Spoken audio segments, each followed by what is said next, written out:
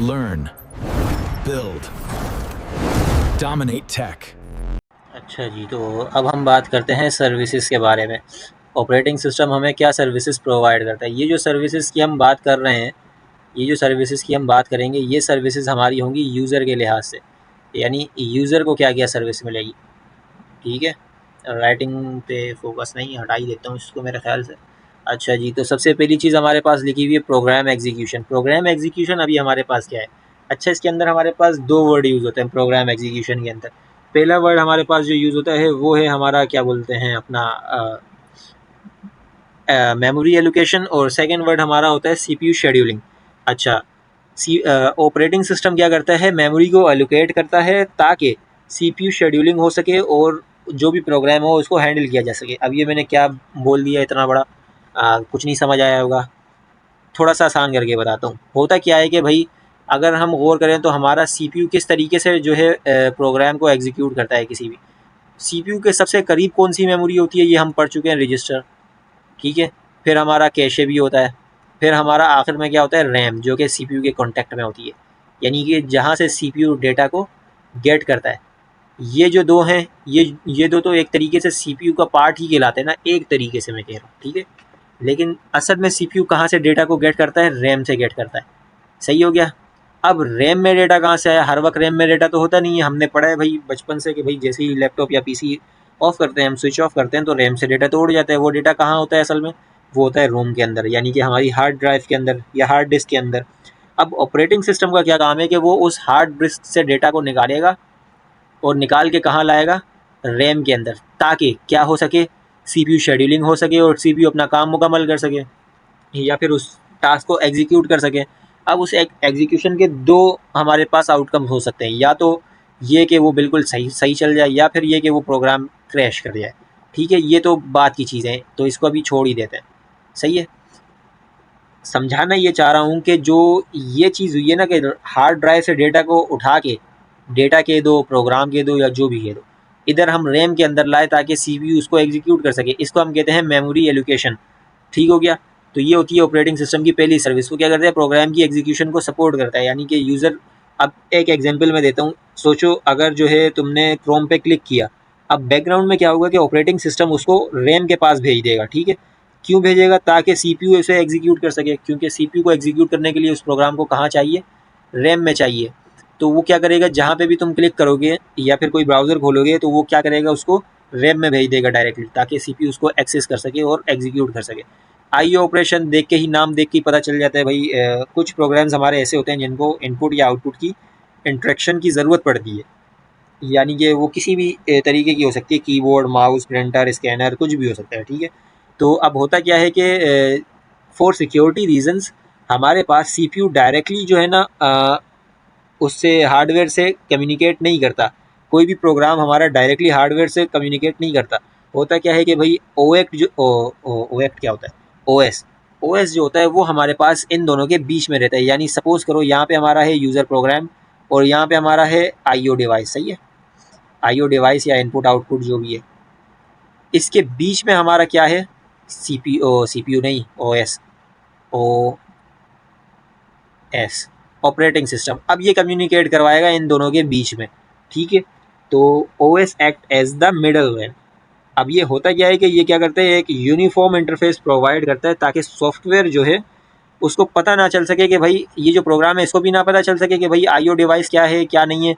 और जो IO device है, यानी जो एक्सटर्नल डिवाइस है, जो हमारे PC का हिस्सा नहीं है, जो हमारे लैपटॉप का हिस्सा नहीं है, उसे भी नहीं पता चल सके कि भाई अंदर प्रोग्राम क्या रखा हुआ है।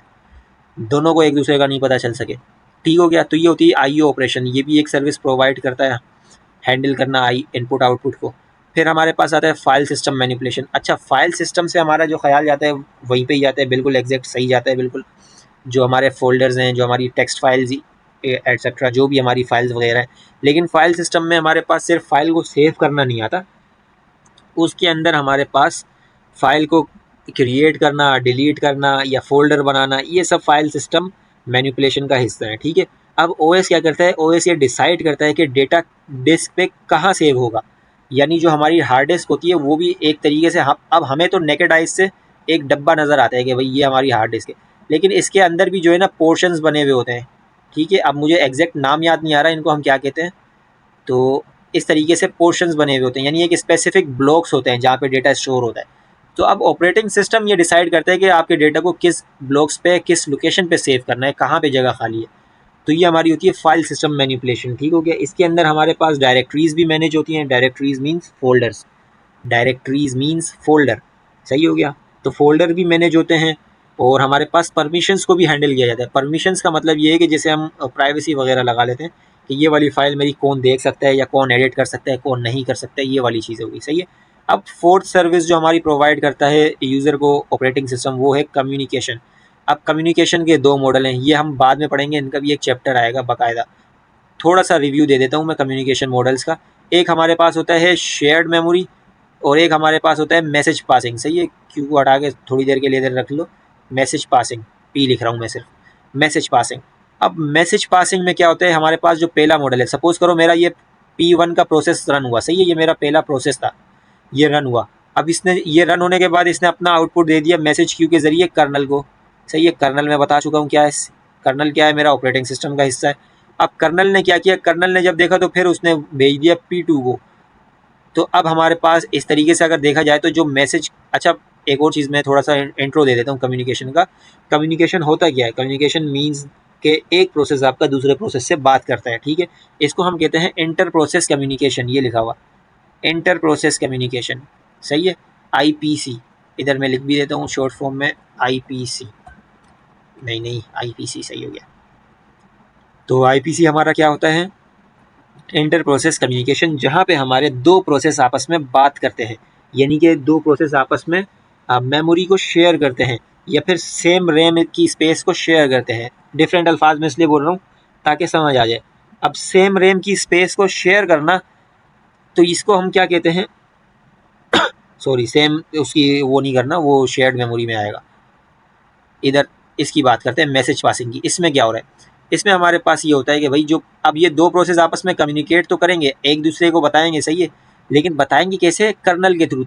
प्रोसेस 1 ने अपना पहला मैसेज किसको दे दिया, कर्नल को, मैसेज क्यू में डाल दिया, क्यू में से मैसेज आया कर्नल के पास, कर्नल ने वो चीज़ देख के किसको दे दिया, कॉन्टेक्स्ट अपना P2 को। तो यानी यहाँ पे स्विचिंग ज़्यादा हो रही है। अगर हम गौर करें तो पहले जो मैसेज था वो इधर से कॉपी हुआ, किधर आया, इधर आया, फिर इधर से कॉपी हुआ, किधर आया, इधर आया, ठीक हो गया। हालांकि हम शेयर्ड मेमोरी प्रोसेस में अगर देखें तो इसमें क्या हो रहा है कि कर्नल ने क्या किया कि एक ही बार में दोनों प्रोसेस के दरमियान एक स्पेस जो है ना वो एलोकेट कर दी, जिसको हमने कह दिया शेयर्ड मेमोरी। यहाँ पे हमारे पास कॉन्सेप्ट आता है कि रैम की सेम रैम की स्पेस दोनों प्रोसेस शेयर कर रहे हैं, यानी एक ही रैम की एक ही स्पेस को दोनों प्रोसेस शेयर कर रहे हैं। अब इसमें क्या हुआ, एक बार कर्नल ने कॉपी बना दी, इधर ये वाली एक बार कर्नल ने कॉपी बना दी, तो अब कर्नल का बार बार तो काम ही नहीं आया। एक ही बार में वो जो भी यहाँ का प्रोसेस होगा वो यहाँ सेव करेगा, तो ये जगह जो है ये इसके इलाके में भी आती है, तो ये क्या करेगा, ये यहाँ से डेटा डायरेक्ट गेट कर सकता है प्रोसेस 2। तो यहाँ पे मेमोरी शेयर हो रही है। अब अगर मैं पूछूं कि भाई इन दोनों प्रोसेस मॉडल में से फास्टेस्ट कौन सा है, इन दोनों में से, तो फास्टेस्ट ऑब्वियस ही बात है कि ये वाला फास्टेस्ट होगा। क्यों, क्योंकि इसमें ज़्यादा कॉपीइंग या फिर स्विचिंग नहीं हो रही। इधर तो देखो ना, पहले मैसेज यहाँ से इधर आएगा, फिर ये चेक करेगा, फिर इधर से इधर जाएगा, सही हो गया। इधर तो डायरेक्टली मैसेज शेयर हो रहा है, पूरे सिस्टम को एक ही मैसेज मिल रहा है डायरेक्टली, क्योंकि शेयर्ड मेमोरी है, सबके पास एक ही मेमोरी है। तो ये था हमारा कम्युनिकेशन मॉडल। फिर हमारे पास आता है लास्ट, एरर डिटेक्शन। अब एरर डिटेक्शन में क्या होता है, हमारा जो ऑपरेटिंग सिस्टम है ना वो एक हमारे लिए एक कांस्टेंट सिक्योरिटी गार्ड है। वो क्या करता है, वो हमारे लिए देखता है एरर कहाँ है, हार्डवेयर में देखता है कि कोई जो है एरर है नहीं है, कोई हार्डवेयर तो करप्ट नहीं हो गया, ख़राब तो नहीं हो गया, या कोई सॉफ्टवेयर तो ख़राब नहीं हो गया, ठीक हो गया। तो ये एरर डिटेक्शन कहलाती है ऑपरेटिंग सिस्टम की। अब हर एरर के लिए ऑपरेटिंग सिस्टम क्या करता है, एक एक्शन लेता है ताकि सिस्टम को क्रैश होने से बचाया जा सके, ठीक हो गया। तो पहला हमारा जो क्या बोलते हैं सर्विस क्या है, एरर को डिटेक्ट करना। एरर को डिटेक्ट करने के बाद वो क्या करता है, ये इंश्योर भी करता है कि सिस्टम क्रैश ना करे। तो इस चीज़ के लिए वो स्पेसिफिक एक्शंस भी लेता है। उस एक्शंस में हमारे पास यहाँ हमें क्या होता है, हमें यहाँ पे कुछ ना कुछ पॉपअप शो होता है इस जगह पे कि भाई ये अगर अक्सर देखा होगा कोई करप्ट USB हम लगा दें, यहाँ पे यहाँ पे हमें शो होता है कि भाई डिवाइस नॉट रीडेबल या कुछ इस तरीके का मैसेज शो होता है, ठीक हो गया। तो होता क्या है कि भाई अगर कोई हार्डवेयर फेल हो जाए या सॉफ्टवेयर में कोई बग आ जाए तो ऑपरेटिंग सिस्टम उसे डायरेक्ट डिटेक्ट करता है ताकि पूरा सिस्टम क्रैश होने से बच जाए। तो ये थी हमारे यूज़र के व्यू से ऑपरेटिंग सिस्टम की कुछ सर्विसेज। बार बार मैं कह रहा हूँ यूज़र के व्यू से, यानी आम यूज़र के व्यू से ये सारी चीज़ें यूज़र को नज़र आने वाली सर्विसेज हैं, ये वो सर्विसेज हैं। अच्छा जी, तो अब हमारे पास हैं कुछ extra additional services operating system की। अब हम बात करते हैं इन फंक्शंस की जो सिस्टम की एफिशिएंसी और सिक्योरिटी के लिए बहुत ज़रूरी है। इन्हें हम कहते हैं एडिशनल ऑपरेटिंग सिस्टम फंक्शंस, यानी कि या एडिशनल सर्विसेज कह दीजिए या एडिशनल फंक्शंस कह दीजिए। पहला है हमारे पास रिसोर्स एलोकेटर। रिसोर्स एलोकेशन में हमारे पास क्या होता है कि कंप्यूटर के पास लिमिटेड सीपीयू साइकिल्स और लिमिटेड रैम होती है। ये बात मैं पहले भी बता चुका हूँ। अब होता क्या है कि ऑपरेटिंग सिस्टम एक मैनेजर की तरह जो है काम करता है। अब वो डिसाइड करता है कि भाई किस प्रोसेस को कब और कितनी मेमोरी देनी है। तो बेसिकली ये रिसोर्सेज की डिस्ट्रीब्यूशन हैंडल करता है, यानी इसको हम क्या कहेंगे, डिस्ट्रीब्यूशन ऑफ रिसोर्सेज। इधर मैं लिख रहा हूँ डी फॉर डिस्ट्रीब्यूशन ऑफ, इतनी ख़राब भी राइटिंग नहीं है मेरी जितनी यहाँ हो जाती है, खैर, ऑफ रिसोर्सेज, तो यहाँ पे मैं आर लिख देता हूँ, डिस्ट्रीब्यूशन ऑफ रिसोर्सेज। सही है। अब हमारे पास सेकंड आता है अकाउंटिंग। आपने शायद नोटिस किया हो कि विंडोज़ में टास्क मैनेजर होता है। अब वो क्या करता है, वो ऑपरेटिंग सिस्टम का अकाउंटिंग फंक्शन है। ओएस ट्रैक रखता है कि भाई कौन सा प्रोग्राम कितनी पावर और स्टोरेज कंज्यूम कर रहा है। अब ये पूरे सिस्टम का हिसाब किताब कहलाता है एक तरीके से। ठीक हो गया। तो अकाउंटिंग मीन्स हिसाब किताब आम लैंग्वेज में। तो ऑपरेटिंग सिस्टम का हिसाब किताब क्या है, उसका टास्क मैनेजर। सही है। अब आखिरी में आ जाता है हमारे पास प्रोटेक्शन। इसका जिक्र हम पहले भी कर चुके हैं फाइनली। ठीक है। अब जैसे कि मैंने पहले कहा था, प्रोटेक्शन का मतलब क्या होता है, लेवल वाइज एक्सेस, यानी कि एक बंदे के पास कितना एक्सेस है कि वो आपकी फ़ाइल को सिर्फ देख सकता है या उसमें कुछ जो है चेंजेस भी कर सकता है, या फिर जो है फ़ाइल को डिलीट कर सकता है, नहीं कर सकता है। ये सारी चीज़ें क्या कहलाती हैं, ये प्रोटेक्शन कहलाती है। फ़ाइल प्रोटेक्शन कह सकते हैं हम इसको, या फिर हम एक सिंपल वर्ड में प्रोटेक्शन भी कह सकते हैं। अब ऑपरेटिंग सिस्टम क्या करता है, वो इंश्योर करता है कि भाई कोई भी अनऑथराइज्ड बंदा या कोई वायरस या मलेशियस प्रोग्राम वो आपकी सिस्टम फाइल्स को टच ना कर सके। ये कहलाता है उसका प्रोटेक्शन। ठीक हो गया। ये थे हमारे एडिशनल सर्विसेज या additional function of operating system.